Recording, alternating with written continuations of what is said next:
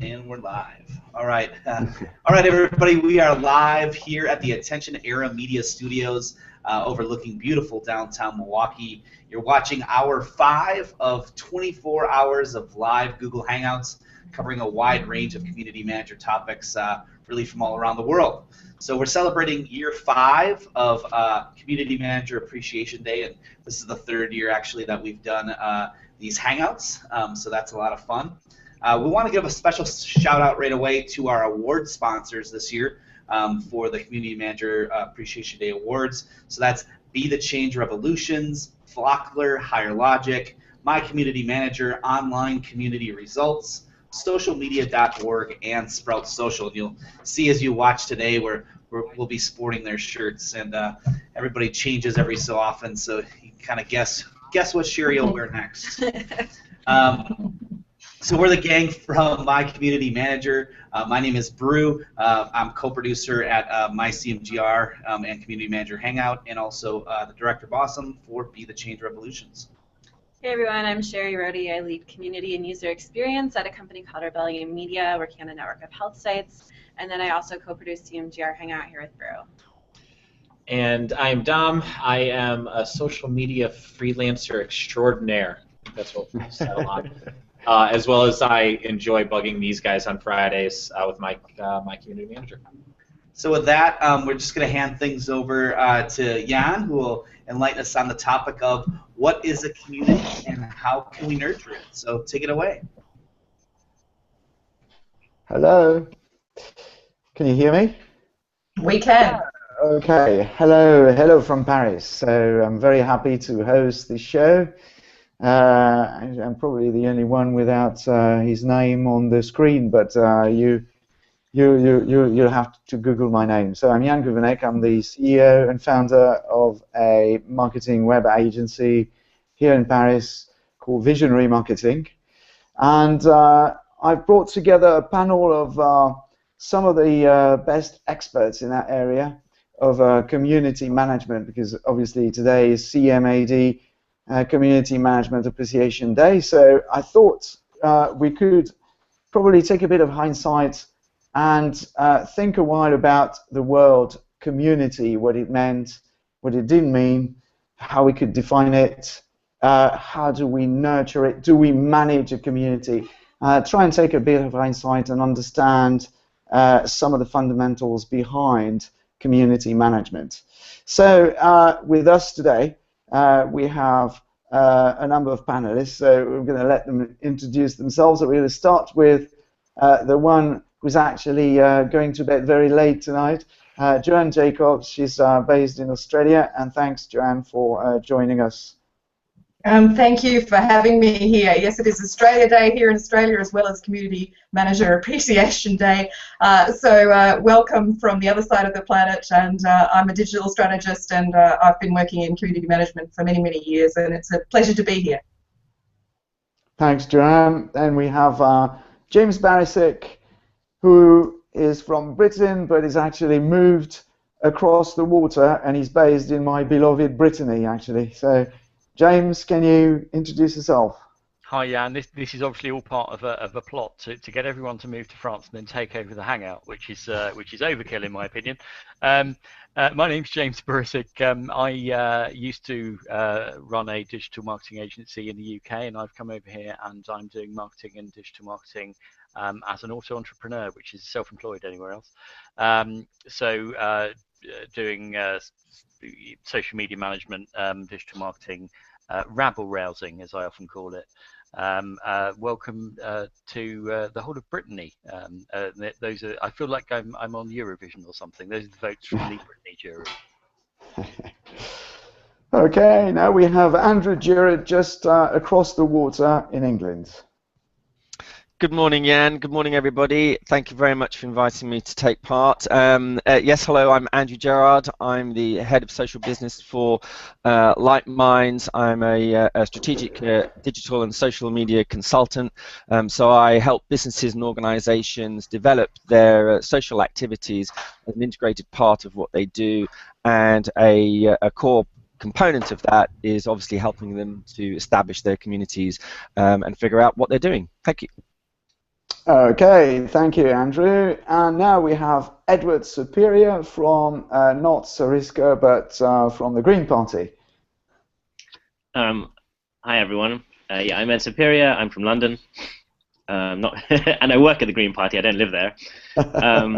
And my experience is more with very sort of volunteer-driven organizations. So the last big piece of work I did was for the Wikimedia Foundation, who run Wikipedia, and right now I'm working for, as it says, the Green Party UK, which is the fastest-growing party in the UK right now. And it's all over the headlines. If you guys, I don't know how much UK politics finds its way abroad, but you know, right now my news feed is the same as the news, which is pretty cool. Okay, and you seem to like dogs as well. Right. So, and then last but not least, we have Stéphane Laperade here in Paris. Stéphane, can you introduce yourself? Oops, and switch on your mic, actually, would be nice. Thank you, Jan. So, hi everyone, good morning, good afternoon, and good evening. So, I'm Stéphane Laperade, and I'm the social media manager for Alcatel-Lucent, and I'm also an advocate for Engage, which is the enterprise social network we have at Alcatel-Lucent. So, I'm on both sides, internal and external social media. Thank you, Stéphane. So now we know everybody in the team, and we have a little bit less than an hour to get to the bottom of this community thing. So maybe first and foremost, I would like to get back to the very notion of community. It seems like it's a given. We always use community management. We say, oh yeah, we're going to cater for the community. Most brands, actually, as far as I've been able to see in the field, do not have a community. Certainly not true of the Green Party, but most brands do not. So what is a community and what isn't a community, and do brands have a community? So who wants to take on this first question? Maybe Joanne, do you have an opinion, and can you define what a community is? I have an opinion about everything, Jan. But look, I mean, I think that communities are not just a random gathering. They're a group of people who come together for a purpose, and I think that businesses who try and treat communities as if they were just consumers or just buyers are the ones that are making the biggest mistake, because the group really wants to protect the interests of each other, and in some respects, in perhaps the most raw sense, it's real communism, but not communism as it's the term as it's been taken to mean now. But ultimately, the nature of everybody getting together to help improve the interests of everyone within the group, and to me, that is what a real community is about. It's not really just about capitalism necessarily in the terms of just buying and selling. Well, communism is certainly very popular at the moment. We should have had a Greek representative, Andrew. Well, Jan, I was just going to jump in there to echo what Joanna said. I mean, to my mind, a community is a gathering of people with a like-minded purpose, where there is a common interest. I like Joanne's differentiation between communism and communism. I think that's absolutely right to try and make that distinction.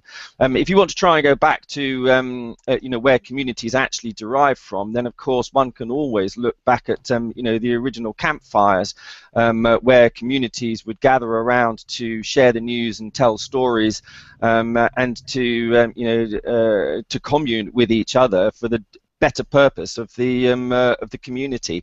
I think that's probably stretching it a little too far to take digital communities back to that point. But nevertheless, let's remind ourselves that you know, communities very often have a single purpose, or should have some form of single purpose, whatever that happens to be. And I think if we start from that point, we probably give ourselves an opportunity to discuss a lot of the other issues and opportunities that communities have. Thanks, Andrew. James, we've seen this strong need for single purpose and communism, as Joanne has introduced.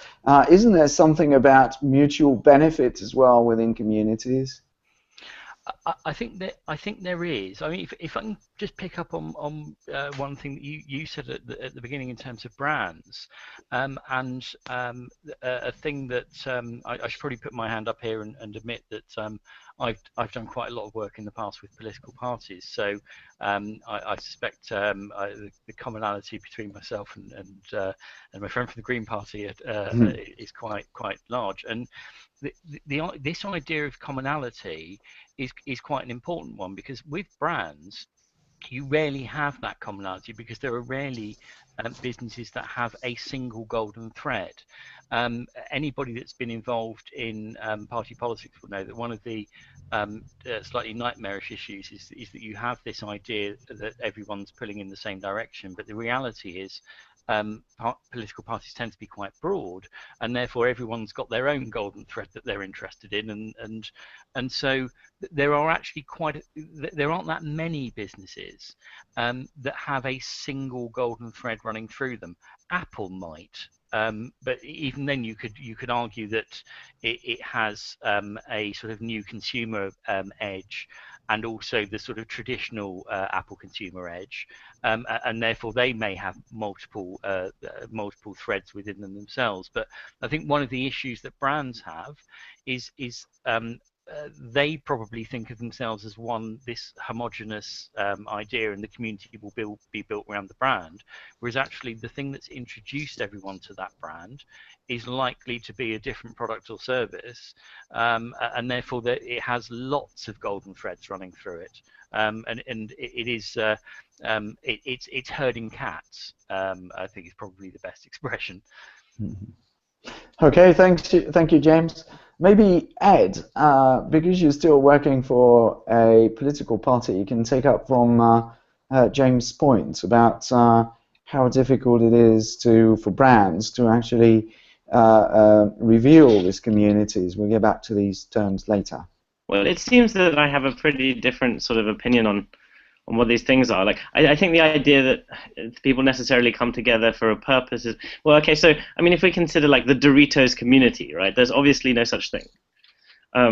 Or, you know, I don't know, the power drill community, right? That doesn't exist, right? And any company that makes power drills that assumes that, you know, people come together to talk about their power drills is got it wrong. But obviously there are a whole bunch of people who need to make holes, you know, who probably and then a whole bunch of overlapping groups. So you have, you know, builders, and then you have people doing DIY, you know, which are really quite separate groups. You know, so and obviously I think a lot of you know, a lot of brands would be very disappointed to find that, you know, what they would consider a community is a much smaller subset of, you know, who their customers are. So for example, you know, Gillette's community is not going to be every single person that shaves their face, right? You know, it will be, I guess, like some sort of subset of the beauty industry or something like that. And you know, there are other incidental communities, you know, which have nothing to do with services at all. So, you know, for example, the geographical one, which is the whole thing we were talking about when we started this group, right? Which is, all right, where do you live and who's around you? You know, which is sort of a community that exists because of, you know, because of reality, not because of any introduced service.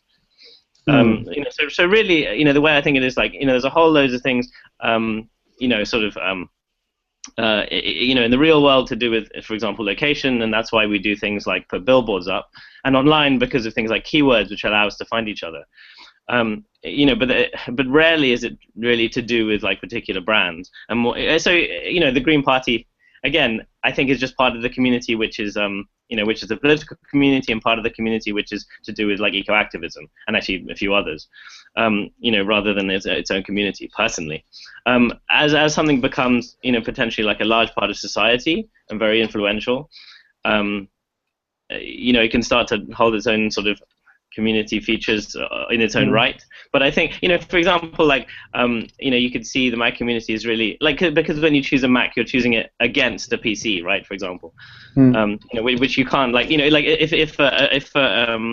you know, someone who's doing community management for Apple didn't recognize that, you know, that would be, you know, obviously nonsense, right? But getting back to what you said about power drills not being a community, well, has it got something to do with the product itself, or just the fact that it's a product, compared to the Green Party being not just a product, but being ideas that people adhere to? How do you explain that power drills are not a community? Because not many people come together to make their own power drills. Fundamentally, right? Like, it's largely like a highly complex product that's that's produced by a small number of companies, and so all you can do is come together to complain about the companies, or alternatively be thankful for the fact that you have the right power drill. Yet there are whereas brands. politics, we all get to vote. Okay, now and we all get to campaign. I get your point about power drills, because probably power drills are a bit boring, and then people are not making them.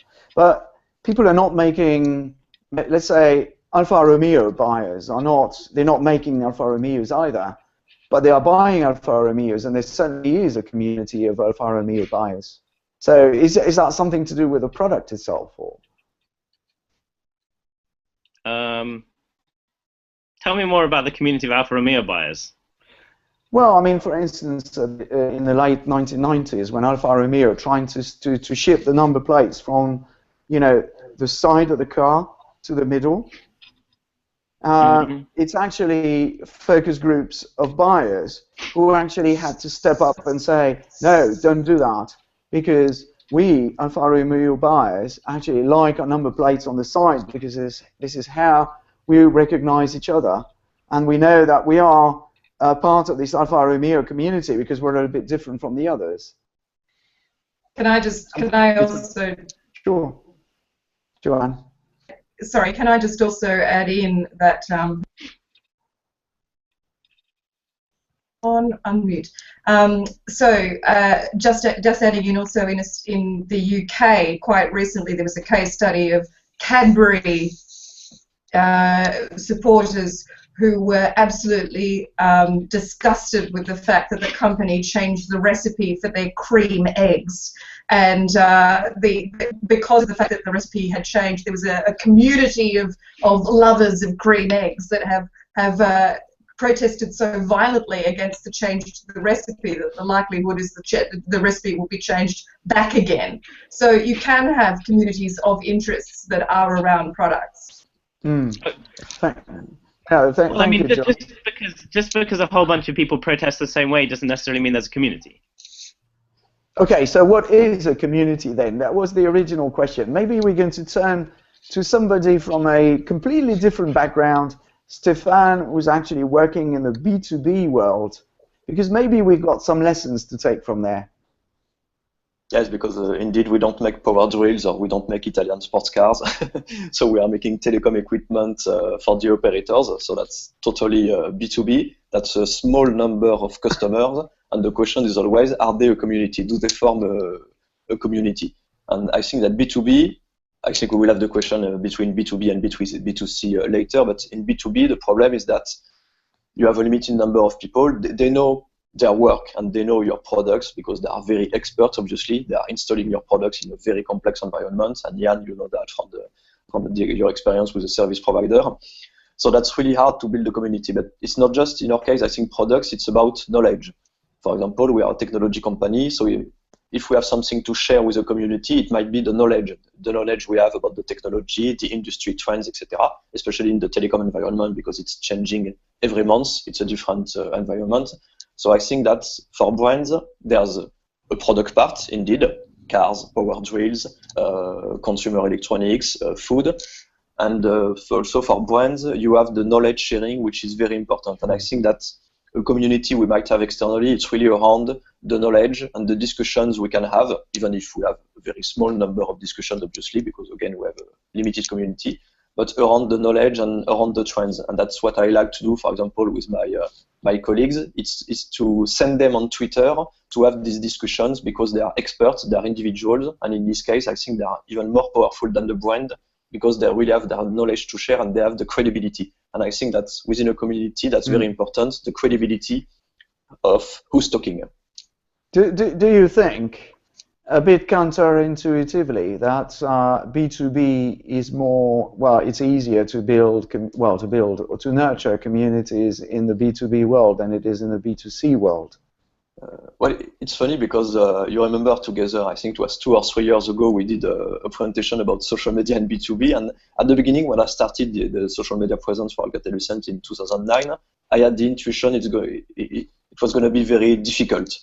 because I was comparing ourselves to B2C companies and all the great campaigns they are doing, all the fun they are having, the big communities they have. But eventually, it's hard in the way that you have smaller communities. You have less attractive, I would say, things to share with them. But on the other hand, it's easier because you are already between experts. I think that de facto, you have a community of experts which is built, so they know what you're talking about. So you can go into very deep details.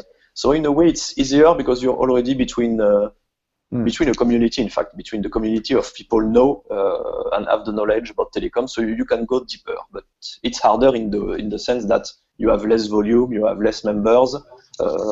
So this it's really a balance. So if we go back to Joanne's definition originally of commonality and single purpose, I mean, maybe it's easier in the B2B world because there is this sense of common purpose and commonality and single purpose from day one, even before social media. I mean, it's there already. Andrew, maybe you had something to add to that? Yes, Jan. I just wanted to pick up on Stefan's point about knowledge share and educating, B2B users. The key point I think that I would take out from what Stefan's just talked about is the value that users, customers, or consumers get from their community. Stefan talks about how it might be a longer, slower burn rate for a B2B community, but the deep experience and knowledge share that customers get from being a part of that community can be incredibly valuable. I don't think we should dismiss B2C communities in quite the same way just because they don't share the same deep knowledge. I think if users and consumers can find value in coming together in some way, shape or form, going back to that single purpose, then there is real fertile ground for a community to take shape and for it to develop. Whether it be around a cause such as the Cadbury Cream Eggs, or whether it be around drilling holes in a wall with a power drill, I think brands, whether you be B2C or whether you're a B2B, if they can find some value in the community that they want to nurture and to develop, then users will come and they will take up the cause for you. May I actually venture some sort of definition additionally to what you've just said? That maybe we have had Stefan's explanation about knowledge and deep knowledge and interest and from the B2B side. I mean, we've seen from what Joanne said about Cadbury, something a little bit more emotional. So there's this notion of emotion that we probably can't see in power drills, Ed. Is that something? Is this the emotion thing?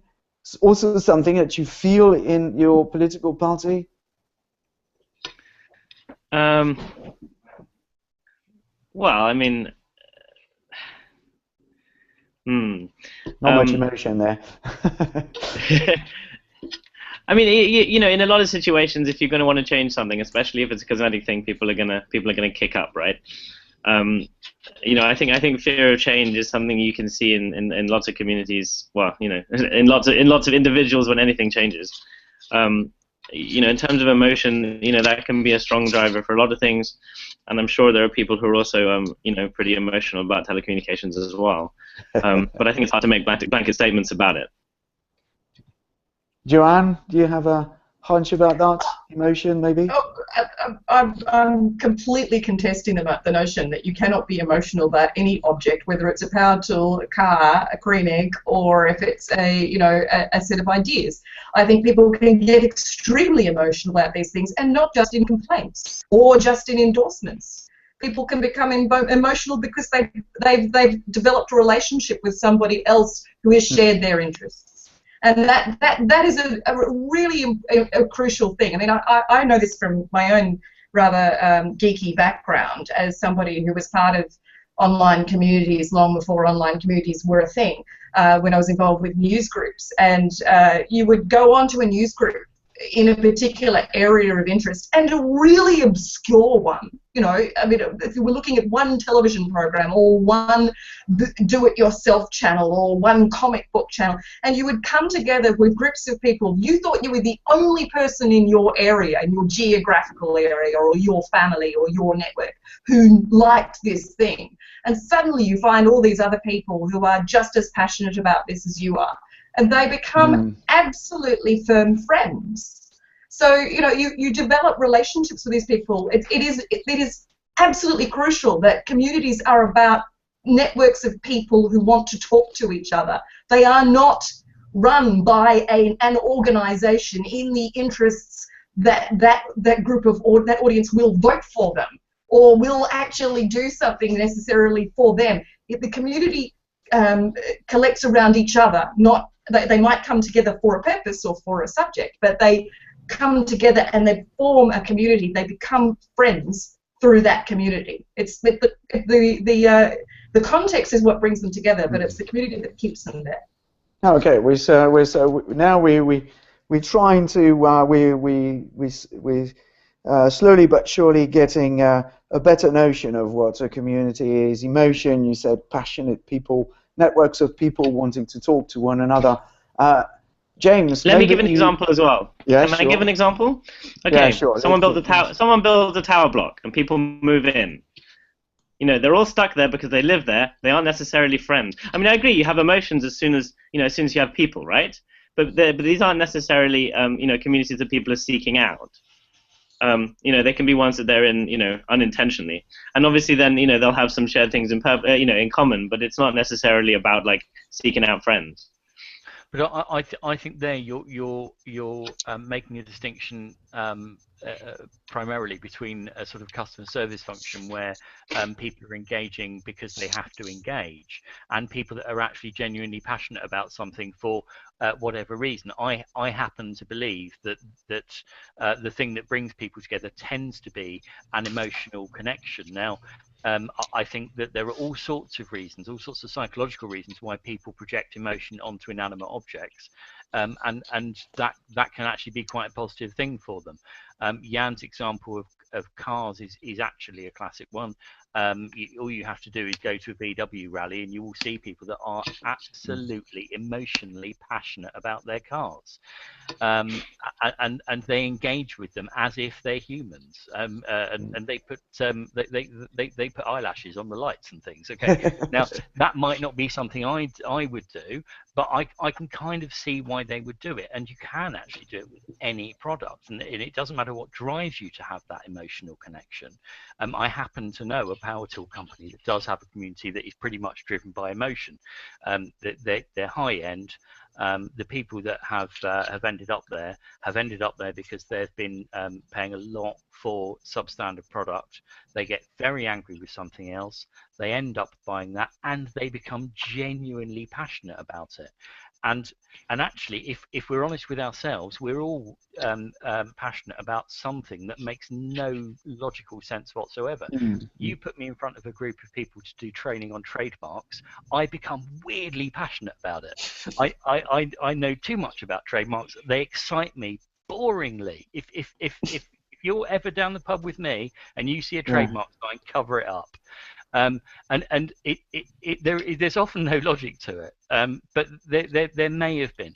Interestingly, with the B2B example, I think there is a logic in it, because quite often with your career, you've invested a lot of time, energy, and money into becoming an expert in this thing, and it may well be part of our psychological survival mechanism that we do invest in that, or tell ourselves that actually we emotionally we love the thing that we're doing, because if we didn't, and we just spent 40 years becoming experts in something, you turn around and go, oh, that was rubbish, then basically you've wasted your life. So there are all sorts of reasons why we project emotion onto things. I think one of the keys for community managers is to work that out and to use it for the good of the clients or the business that we're working for. That's an excellent transition. Thanks, James. You've mentioned the name community manager, so that takes me to my second question, and I probably ask Joanne about that. Do we manage a community? What does that mean? What does that entail? That word manage? And if you don't like the name, do you have another one for it? Yeah, I've never liked the term community manager. I think it's a poor term because I don't think you manage communities. I think you foster them. I think you nurture them. I think you curate for them. I think you respond to them. But I don't think in any way you actually are involved in such a way that you manage them. Because I think if you try to, ultimately, well, I mean, maybe Australian audiences are different. But I can guarantee to you, if you try and control an Australian response to any particular idea, we will get in there and stop people from controlling, because it is just, it's not the way communities work. They don't like being controlled. Okay, well, thanks, Joanne. Maybe Stefan, you have an idea about that as well? No, I agree. In some case, maybe you can manage in the sense that you can provide a kind of support. For example, I will use an internal example on our enterprise social network. We have a group which is called the technology hotline. So basically, it's where you would ask questions about our products, our businesses, etc. So it's not a hotline for IT problems or things like this. It's really related to business, but basically it's questions and answers. So in this case, basically, you have to gather the questions which are being asked here and there on the platform and send them in this group. So that's for the question part. And then for the answers, because not all the experts are online or are contributing enough, you have to gather them as well. Sometimes we even have to send an email for them to join the social platform, which is not very collaborative, but not everyone is engaged. But typically in this case, maybe management is not the right term, but in this case you are organizing things. You are putting together people asking questions and people answering questions. So in this kind of community support / hotline, maybe it's a kind of management in the way that you are facilitating things. But most of the time, you're not managing anything, because most of the time, you just give the tool. For example, when we opened Engage, we just gave the tool to the employees. Then, yes, we had a community manager, but basically the employees created the community. We have communities about hobbies, like photograph. We have communities about very specific technologies and products. And basically, once the tool is there and once the community is launched, the community is living its life.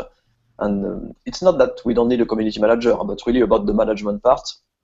It's just that it's living this life, so the only thing you can do, or one of the things you can do, is to help, to facilitate, to foster, maybe to give new tools, or maybe to give new usages, new ideas, because not everyone knows about what can be done on a platform or what can be done in social media. So you can give new trends, etc. But basically, the community could almost live by itself. You're invited, I would say, as a community manager. Thank you, Stefan. So it's interesting discrepancy here between these communities you manage and the ones that you foster. So, Andrew, maybe you've got something to add to that? Yes, I do. Thanks, Jan. I wanted to pick up on a couple of points that both Joanne and Stefan have made. Although, firstly, I would say that I think that the title of community manager is just an expedient way of describing or attempting to describe what that particular role is. You know, brands don't have to think too hard when they give somebody the job of either developing a community or managing it, quote unquote, by giving them that particular title. I prefer the term moderator, perhaps, although that implies something slightly more junior than a manager. And again, therein lies the challenge for brands in developing the role of somebody who looks after the community on behalf of the brand. Stefan picked up on a key word for me, and that is facilitate. I think a community manager's role, the real role, as per the questions for this particular subject, the real role is for somebody who facilitates the community and does nurture it. To my mind, there are two key parts to the role, and that is facilitating the conversation and the communications and the socializing that goes on within the community, but also, if it's on behalf of a brand, somebody who acts as the communications channel, the conduit, or the link between what the brand is trying to do in their overall business objectives, and how they can both contribute to but also benefit from what the community outside of the organization is doing and what they're talking about. So the community manager, to my mind, is those two things: a facilitator, stroke moderator, but also the communications channel. And I think that's the important part about this, is that if you don't have the communications going in both directions, then you don't really have the community from which the brand can benefit, and you don't really have a community that can benefit from what the brand does, whether it be cars, power drills, or political parties. So what do you think then about all this money which is being thrown into social media at the moment, advertising wise? Do you think this is bi-directional, or is that community fostering or management? To my mind, well, a slightly different subject perhaps in terms of the advertising and the money that's being poured into it, and things like native advertising and native marketing that we're seeing an awful lot more of these days. I think brands are really, they're trying to find the balance between marketing and telling people about what they're doing and about their products and their services, in the traditional sense of marketing, but also trying to find the balance against overly bombarding people and spamming them with messages that are irrelevant and have no meaning.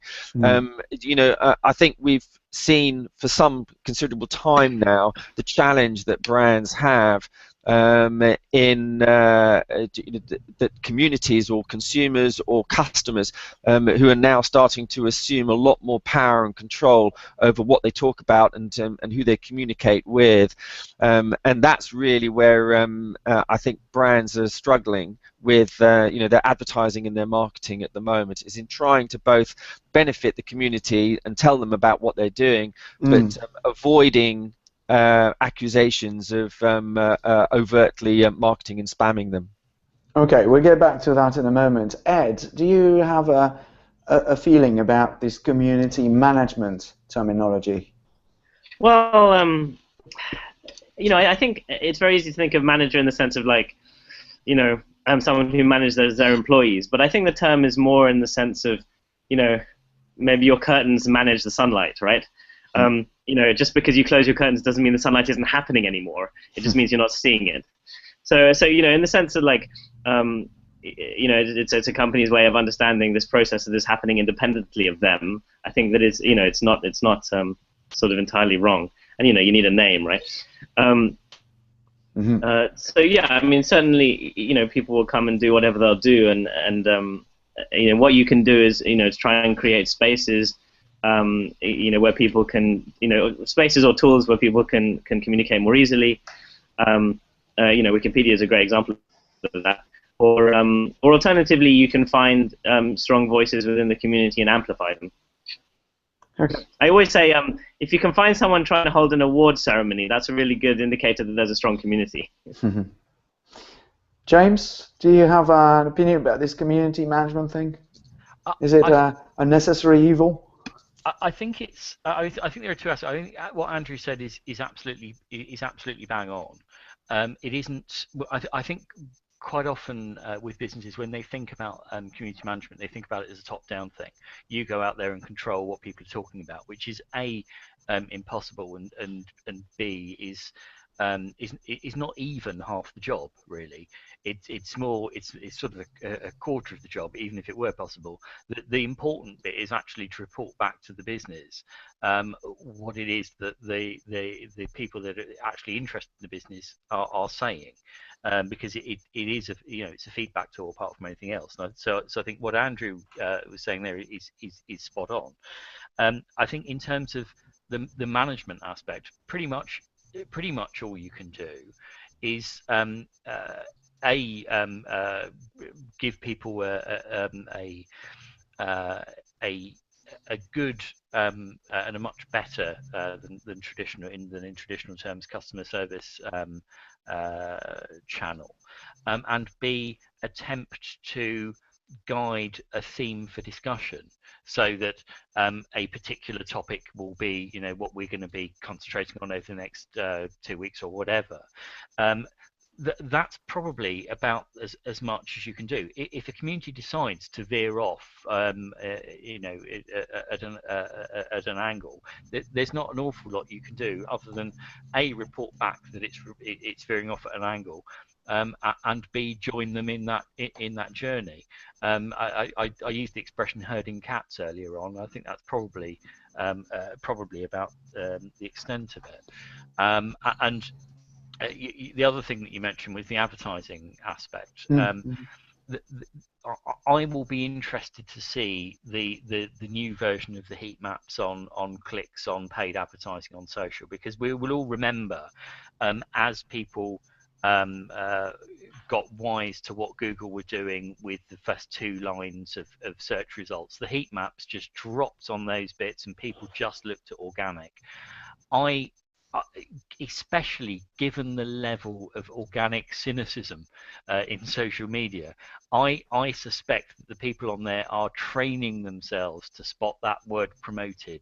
They are not clicking on things, and the only reason they do click on it is if it's a brand they particularly hate and they know it's going to cost them money to click on it, because people are like that. But I do query the value of a lot of social media advertising, other than to be able to turn around and say, oh yes, we do a lot of social media advertising and you can't afford it. Yeah, I like what you're saying, James. Thanks for putting it. I'm particularly adverse to all kinds of social media advertising. Obviously, we need advertising, and nothing against advertising. But honestly, social media advertising, isn't that an oxymoron? Joanne, maybe you have an opinion about that? I'm sure you have an opinion about everything. So. I do. But look, it's the social media advertising is useful when you are targeting people who like similar things, which is why Facebook is killing it in terms of advertising success. Because whilst organic reach of content and sponsored content, I think is nuts in some respects, I do see that using people who like this thing might like that thing. I mean, it's called orthogonal links. But people, if you have a similarity in one area, you might have a similarity in another. That's where social media advertising sort of works. But I mean, generally speaking, I have to put my hand up here, James, and say yes, I'm one of those people who actually clicks on the opposition just so that they can actually pay a few more dollars for every ad that they actually see. So that's a classic. It's a classic sign where we all try to disrupt the mainstream, and I think this is a classic response of an audience that is trying new things all the time to disrupt the mainstream. I think that the rise of piracy is another example of that. Okay, Stefan, maybe that's less relevant in the B2B world, I don't know. Oh, no, it is in a way. Maybe not advertising, because it's true that we don't do a big volume, but we do a bit of targeting advertising. And I think that behind there's a kind of conflict internally about what do you value. Some people will value the number of clicks, the number of retweets, and they will look at the numbers and it's better, it's growing, so that's good. And other people will value what's happening for real. I know that personally when I look at Twitter, if I have someone let's say the so-called influencer. It's an influencer that's a bit like community manager. I don't know if it's the right term, but anyway, let's use it. Influencers. If you have one mention from an interesting influencer about your business, for me, it's more valuable than 100 clicks from people I don't know, because in a B2B, I don't need some massive audience. And I have the impression that internally within the business, you have this conflict between making big numbers because it's social media and because every morning you read articles about the fact that social media is a revolution, is driving a new way to buy and to sell, etc. So you have this number, and then you have the value. It's a bit the same. For example, I like cars, so I like your example about Alfa Romeos. The question is, if you are on social media as a brand, is a comment in a specific group forums from a very enthusiastic guy about your car, is it better than 100 clicks or 1,000 clicks or 1 million clicks on your video on YouTube? That's really a big question. I know that for B2B, I think that the value is really about what's being said for real. It's not in the big numbers, because we don't have big numbers with advertising. But I'm wondering if in B2C it's the same. Really, what the community is saying with its own influence, a real influence, and what the numbers are saying based on advertising and clicks, etc. Maybe we could turn to Ed and ask whether size matters in social media. Well, I mean, I was just agreeing. You know, I think growth is certainly isn't necessarily the goal of a community manager. You know, like the size of your community is in many ways incidental. Like, especially, you know, if you know who your audience is, then you know, managing them is, you know, it's a very fixed thing. And then if we go to, you know, our tower block thing, right? You know, like managing the community who live in this tower block is obviously, you know, the goal is not to have more people live there. Okay. Andrew, got a point about that? Oops, you've got a mic as well. You should turn it on. No, I do. I do. I don't think you know, the size matters at all. I mean, you know, a community could be 2 people. So long as they're interested in the same thing and they want to talk to each other about it, then who are we to say that that's not, you know, the seed of a potential community?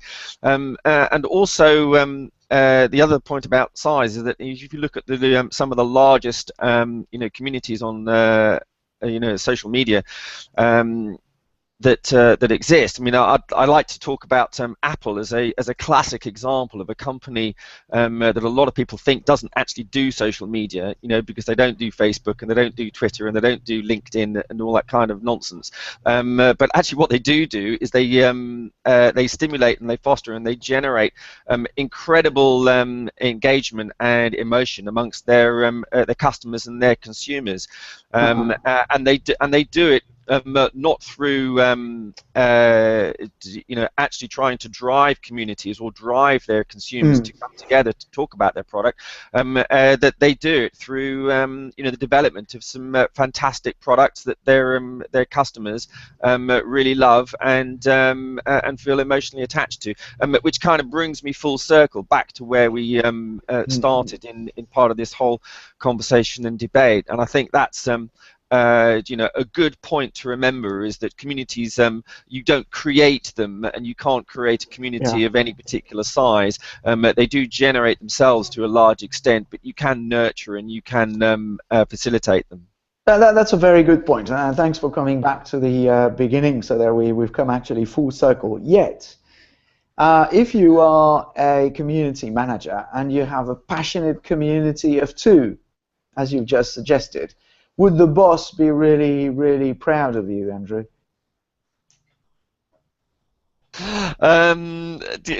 Well, I don't know. If we were creating any kind of significant value out of that particular community, then I don't suppose he's really going to care. And again, I think therein lies a point, you know, that I think Stefan raised earlier in the discussion about the value that a community gets out of being, you know, people get out of being a part of a particular community. And it doesn't really matter, you know, whether it be telecoms or power drills. You know, if you've got people that are engaged and attached in some way to what you're doing as a brand, then that's valuable. Okay, thanks, Andrew. I think we've got about 10 minutes left, so I would like to move on to another question about the future of community management, for want of a better word. Where do you think it's heading? Is it being internalized? Is it being externalized? We've seen it hear quite often in France. I mean, we've seen it all actually: externalized, internalized, re-externalized, re-internalized, a bit of both. And it seems like when I last talked to my friend and partner Hervé Cabla, with whom we write books, he said to me that definitely the market was moving towards internalization of community management within companies, which in my eyes sort of makes sense. Do you see something similar happening in the UK, in Australia, in your respective areas, in Brittany? Maybe Joanne starts. Oh, James. Okay, go ahead. I'll jump in, and just because you mentioned Brittany there, I'm still dealing with a lot of UK clients, and what's quite interesting is I've seen a pick up in people wanting to outsource. What I think will happen going forward, and what I hope happens going forward, is that there's a greater understanding by the clients, or better, even that there's a better education of clients to understand that the concept of community management is actually a hugely wide one. There are skills to do with nurturing.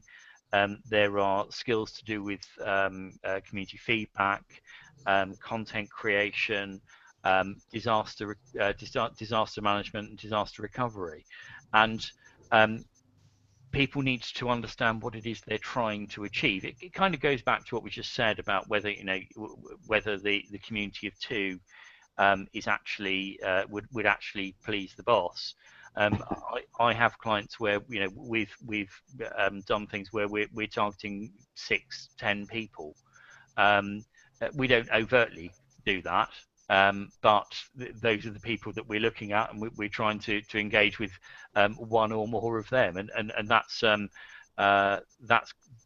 quite it's quite narrow, but there are reasons for doing it, and I think that going forward, I hope that businesses will better understand what the purpose of it is, and they will start picking the right skill sets for their business, rather than thinking, that person is good on computers, which I have had.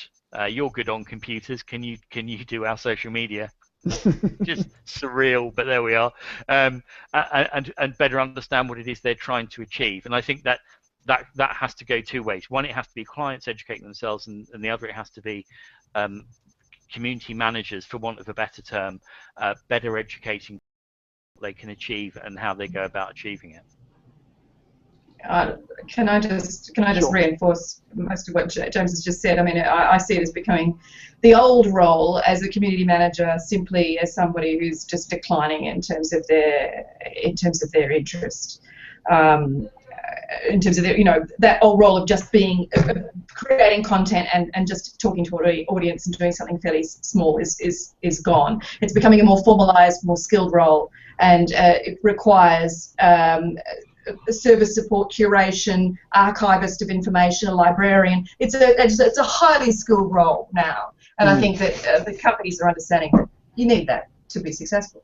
And is it something that has to be left out to somebody who is actually specialized in community management, who actually, or rather somebody who's just good at what they're doing and then do that on the side, on top of what they're doing, on a daily basis? No. I think community management is something that you should do. I don't think something that you should do on top of whatever else you're doing. If it's an add-on to your job, then you're going to do it badly.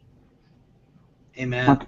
Mm-hmm. Yeah, that's a fantastic point there. You really have to, you want to make sure that you are getting very specialized with that, because community management is interwoven into every single part of your business. It's not just marketing. You need to really have that work all the way across the board. So. Okay. Thank you. Ed, do you think it's something that has to be done internally or externally? Any comments on what's just been said as well? I mean, it depends on your relationship with whoever you're hiring. Obviously, someone who's especially with something like community, right? Someone who's longer in post is going to do it better. And often, I think it's very common to see people hiring community managers from the community itself. That's very common. So it just depends on the environment. Like if it's you have to plan for the long term, right? With a sort of a community post, I think. So as long as that's taken into account and communicate with them well, it's sort of irrelevant. Seems like all of you have worked in political parties. I mean, none is giving a clear answer here. Stefan, maybe you got a point about that? Yeah. Sorry, first something crashed. My iPad crashed, so I'm back. So maybe I missed something. But still on the internal versus external. I mean, personally, maybe it's because I'm B2B, but given the level of expertise, I think internal is better. And what I've noticed is that we've worked with agencies, of course, like everyone, and you are spending so much time to brief them and to correct what they do or to suggest things. But eventually, it's better to have the practice on the inside. And I would go even further. Ideally, maybe it's the ideal future, not the realistic one. But ideally, employees would become community manager, maybe on a specific community. But typically, I'm seeing it internally a lot. We have some groups about IT. Of course, you can imagine that in a company of engineers, IT is a big discussion amongst us, and we are renting a lot, obviously. But typically, there are a few people within the IT organization who are not. They don't have the mandate to do it, but naturally, they are doing a form of community management. They are providing a lot of support, sharing a lot of knowledge, and basically, they are very popular, even if it's a difficult topic. They are very popular, and the great thing is that in a way they are the community manager. They are the unofficial, informal community manager of a big community, and even externally, I'm seeing this. And typically, if we take the example of media relations, in the future, a press officer should be a community manager in a way, because part of media relations now are happening on social media. So I don't know if everyone should be a community manager, but maybe what are community managers now should evolve in a more strategic role. And more people should include the community management as part of their daily jobs. But should we talk about a community manager or a network of community managers? I mean, a network of people, actually, the whole of them making up community management for the company or the party or whatever, actually, pulling forces together, like I've seen with certain service providers, like having sometimes up to 100 or 200 people in charge. Awesome. Well, thanks a lot, guys. I don't want to cut you guys off, but we have to get the next panel in here. Sure. You guys are absolutely fantastic. We were talking about it as you guys were going. This was an amazing panel. So thank you very much. And thank you very much. And Brew, who do we actually have up next? What do we got? So coming up next is Community Management Services, when and why. So if you're hanging out with us, just go to cmad.co, click on the broadcast schedule, and you can check out the next event, which will start in just a few minutes. So thanks, everybody, and we'll see you soon. Thank you, guys. Thank you, guys. Thank you.